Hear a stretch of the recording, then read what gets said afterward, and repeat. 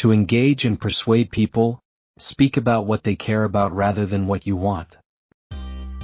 How to Win Friends and Influence People by Dale Carnegie is a timeless guide to building strong relationships, improving communication, and winning people over with sincerity.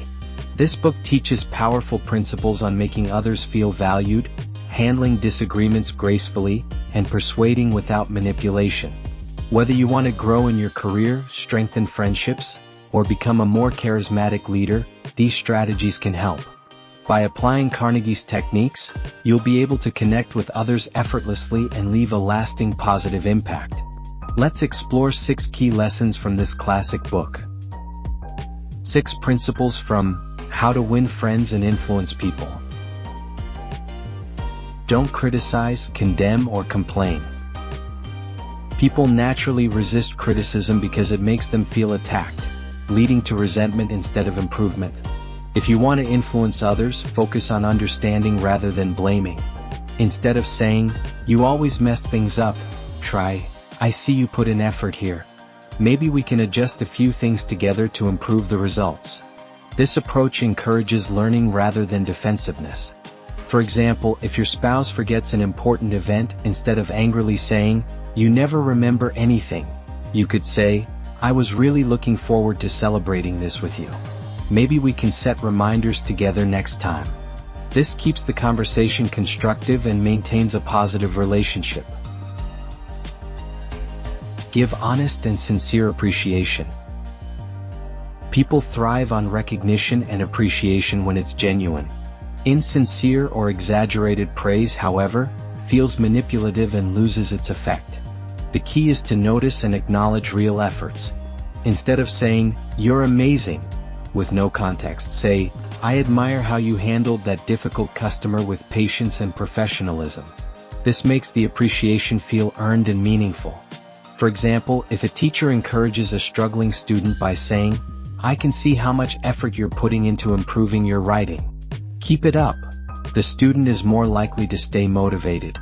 Sincere praise builds confidence and strengthens relationships in both personal and professional settings. Arouse in the other person an eager want. People are naturally more motivated when they see how something benefits them. Instead of demanding what you want, frame it in a way that appeals to the other person's interests. For example, if you want your child to eat more vegetables, don't just say, "Eat your broccoli because I said so."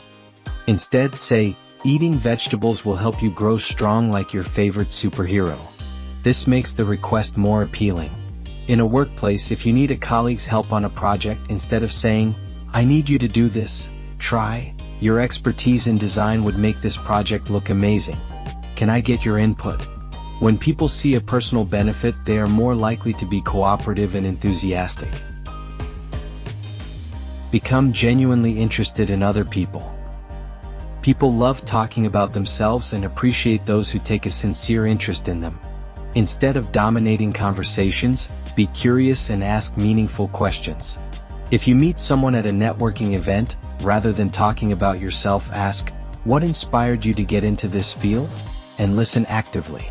If you're reconnecting with an old friend, instead of saying, "Let me tell you what's new with me," try, "What's been exciting in your life lately?" For example, if you meet a new coworker who mentions they enjoy painting, instead of moving on, say, "That's really cool. What kind of things do you like to paint?" This makes conversations more engaging and helps build stronger connections. Talk in terms of the other person's interests. To engage and persuade people, speak about what they care about rather than what you want. If you're negotiating a business deal, don't just talk about your company's goals. Instead, say, "I believe this partnership can help your company expand into a new market while also benefiting us." For example, if a teenager wants permission to attend a late-night event, rather than saying, "Let me go because I want to," they could say, "If I can go, I'll make sure to check in regularly and be home by the agreed time."